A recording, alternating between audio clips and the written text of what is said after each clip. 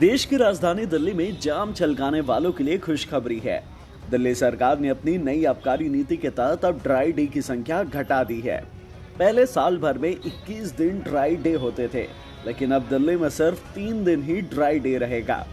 इसे लेकर नया नियम लागू कर दिया गया है। इससे जाम छलकाने वालों में खुशी की लहर है। अब सिर्फ कुछ ही दिनों का ड्राई डे होगा।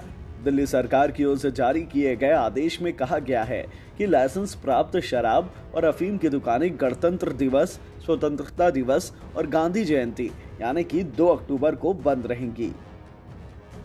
दिल्ली आबकारी नियम 2010 के प्रावधानों के तहत राष्ट्रीय राजधानी क्षेत्र दिल्ली में वर्ष 2022 में 26 जनवरी, 15 अगस्त और 2 अक्टूबर को शराब की बिक्री की अनुमति नहीं होगी। साथ ही आबकारी विभाग ने कहा कि ड्राई डे के दौरान L15 लाइसेंस वाले होटल संचालक अपने कमरों में मेहमानों को शराब परोस सकेंगे। हालांकि आदेश में यह भी कहा गया है कि सरकार इन 3 ड्राई डे के अलावा साल में किसी भी दिन को समय समय पर ड्राई डे घोषित कर सकती है। पहले कब कब होता था ड्राई डे? सरकार की नई एक्साइज पॉलिसी के तहत हर वार्ड में 3 से 4 शराब की दुकानें खुल रही है। पहले 79 ऐसे वार्ड थे जहां एक भी शराब की दुकानें नहीं थी। बता दें, बीते साल तक होली, दिवाली, जन्माष्टमी, मुहर्रम, ईद उल जुहा, गुड फ्राइडे, रामनवमी, महावीर जयंती, बुद्ध पूर्णिमा, महर्षि वाल्मीकि जयंती, गुरु नानक जयंती, दशहरा समेत अन्य त्योहारों पर ड्राई डे रहता था। होटल संचालकों की क्या है प्रतिक्रिया? दिल्ली सरकार के इस फैसले का दिल्ली में पर्यटन उद्योग ने स्वागत किया है।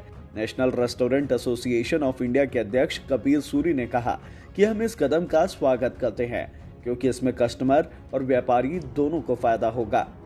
यह हमें उस नुकसान से बचाएगा जो पहले ड्राई डे के कारण होता था। विरोध कौन और क्यों कर रहा है? दिल्ली सरकार के इस फैसले पर भाजपा और कांग्रेस की प्रतिक्रिया भी सामने आई है। दोनों पार्टियों ने अरविंद केजरीवाल सरकार की आलोचना करते हुए आरोप लगाया है कि इस कदम का उद्देश्य राजधानी में शराब को बढ़ावा देना है। जहां दिल्ली भाजपा के प्रवक्ता प्रवीण शंकर कपूर ने कहा कि दिल्ली में ड्राई डे को 21 से घटाकर 3 करने से अरविंद केजरीवाल सरकार की मंशा युवाओं में नशे के प्रमोटर के रूप में उजागर हुई है। वहीं दिल्ली प्रदेश कांग्रेस कमेटी के उपाध्यक्ष मुदित अग्रवाल ने कहा कि कांग्रेस निश्चित रूप से इस कदम का विरोध करेगी और सरकार को मनमाने ढंग से काम नहीं करने देगी।